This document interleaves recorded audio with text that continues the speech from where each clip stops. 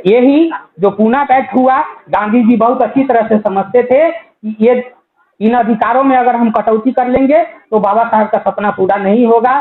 तो वो जानबूझ के उस अवस्था में, वृद्धावस्था में, जेल में बंद होने के बावजूद भी वो भूख हड़ताल पर जाते हैं और भूख हड़ताल पर जाने के बाद बाबा साहब पर प्रेशर डलवाते हैं। बाबा साहब तन को अपने जगह से हिलने डोलने के लिए बाध्य नहीं होते हैं। अंत में साजिश रची जाती है कि बाबा साहब के जो फॉलोअर होते हैं उनको जगह जगह प्रताड़ित करने का काम किया जाता है, लोगों को जान से मारने का भी काम शुरू होता है, कहीं पर आग लगवा दिया, कहीं पर कुछ करवा दिया, बहुत सारी वो साजिशें चलने लगती है।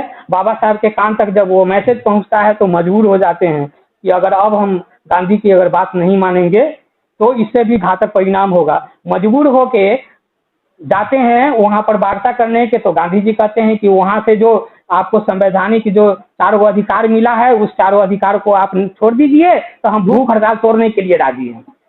बाबा साहब समझाते हैं वहां भी कि आप अपना इस साथी पर जैसे नहीं रहिए, कोनो आपसे तो हम नहीं लिए, यहाँ के लोगों से नहीं लिए हैं, हम तो जैसे विदेश से लेके आए हैं अधिकार, और वहाँ के जो नेतृत्व है वो ऐसे ही तो नहीं दिया है बिना सोचे समझे, हम इस चीज को नहीं छोड़ सकते हैं। लेकिन कहते हैं कि चाहे जो कुछ भी हो, तो खैर गांधी जी और उनके बीच जो ये पूना पैक्ट जो हुआ है, यरबदा जेल में ही यह बैठक हुई थी, इसलिए इस कॉन्टेक्ट को, इस अनुबंध को पूना पैक्ट के नाम से जाना जाता है। तो ये पूना पैक्ट जो हुआ ये हमारे लिए बहुत बड़ा घातक हो गया। अगर पूना पैक्ट का समझौता अगर नहीं होता तो हम लोग आज के दौर में बहुत ज्यादा मजबूत होते, हर दृष्टिकोण से, शिक्षा के क्षेत्र में भी, आर्थिक क्षेत्र में भी, सामाजिक मान और सम्मान, शासन और प्रशासन, सभी क्षेत्रों में हम उतने ही खड़े और मजबूत स्थिति में हो। जिसके कारण जो है हमको हमेशा बाबा साहब के आंदोलन को याद करना होगा, क्योंकि जब तक हम अब इतिहास को नहीं जानेंगे हम वर्तमान को और भविष्य को नहीं सुधार सकते हैं। तो वो कल्पना करने की जब बात है कि किस तरह का उसका आंदोलन रहा होगा। आज जब हम लोग बहुत कुछ अपने जीवन में तरक्की किए हैं, आर्थिक संपन्नता भी आई है, तब तो इतना जीवन में कष्ट भोग रहे हैं। उस समय क्या स्थिति रही होगी हमारे समाज के लोगों के, उस स्थिति में वो बाबा साहब आंदोलन किए, उनके साथ इतने सारे फॉलोअर्स थे, वो सभी लोग आंदोलन में गए, उनके साथ थे। हमारे समाज के पढ़े लिखे अपने ही लोगों ने मुझे धोखा देने का काम किया है। यह शब्द जो है जब कभी भी हमारे कानों में पड़ती है तो इस शब्द से घटना घटी उस समय बोले बाबा साहब 1956 में रामलीला मैदान में। लेकिन वो शब्द जहां कहीं भी मुझे सुनने का मौका मिलता है तो मेरा लाज के मारे मेरा देह गल जाता है। हम तो उस समय नहीं थे, लेकिन हमारे पूर्वज जो उनसे बाबा साहब के साथ बेईमानी किए रहे होंगे, बेईमानी किया, वो नेता थे, हमारे समाज का नेतृत्व करते थे और अपने लिए नहीं बल्कि उसी समाज के लिए लड़ते थे। तो उस समय समाज में रहने वाले लोगों का ये नैतिक कर्तव्य होना चाहिए था कि बाबा साहब के कदम से कदम मिला के उस आंदोलन में अपनी भागीदारी निभाते। तो जितनी भागीदारी उनको निभानी चाहिए थी, जितना वो अपेक्षा करते थे अपने समाज के लोगों से, उस अपेक्षा पर लोगों ने उनका साथ नहीं दिया, तो यही गद्दारी हुआ। दूसरी बात कि पढ़े लिखे, अनपढ़ लोगों की तो बात छोड़िए, पढ़े लिखे लोगों ने धोखा दिया। तो अनपढ़ लोगों को तो सोचने समझने की शक्ति नहीं होती है।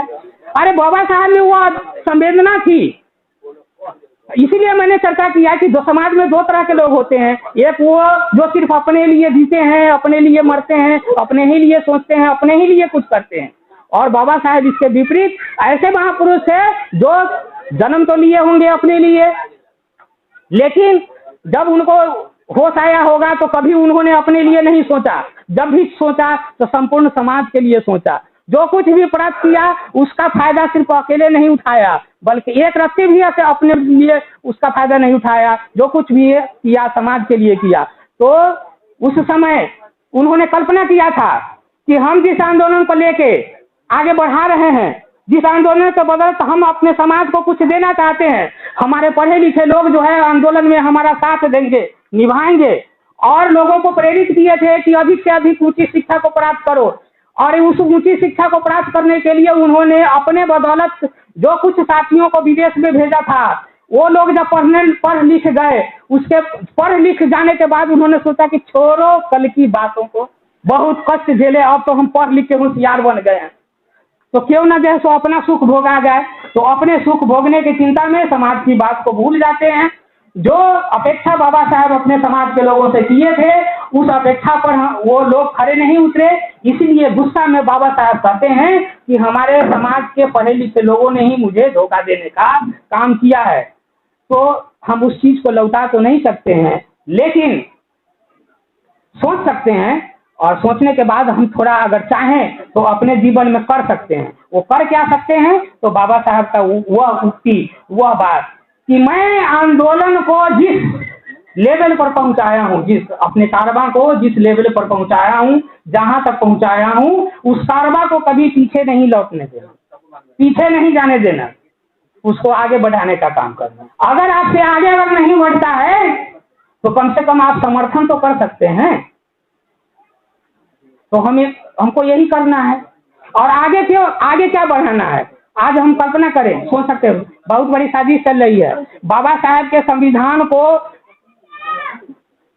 जलाने का भी दुस्साहस किया है, जो हम लोग देखे हैं। दिल्ली में जलाया है बाबा साहब के संविधान को। बहुत हमारे महापुरुष लोग लड़े हैं कि नहीं, ये तो अनर्थ हो गया, हम आंदोलन करेंगे। वो शासक जाति समझ गया है कि इसके कानून को जला के हम उस संविधान को खत्म नहीं कर सकते हैं, बल्कि धीरे धीरे इसको खत्म करना पड़ेगा। और वो शुरू है प्रक्रिया, आज से नहीं, बल्कि ये प्रक्रिया जो है वो 20-25 साल से लगातार चल रही है कि धीरे धीरे बाबा साहब के संविधान में जो निहित प्रावधान है, जिसके बदौलत ये एससी का और ओबीसी समस्त समाज का जो विकास हो रहा है, उस विकास को रोकने के लिए इस संविधान को खत्म करना है। धीरे धीरे संविधान जब खत्म हो जाएगा तो फिर हमारी स्थिति जो है वो मनु महाराज के समय का स्थिति हो जाएगा। एक तरह से धीरे धीरे फिर देश गुलामी की ओर जो है सो धकेल दी जाएगी।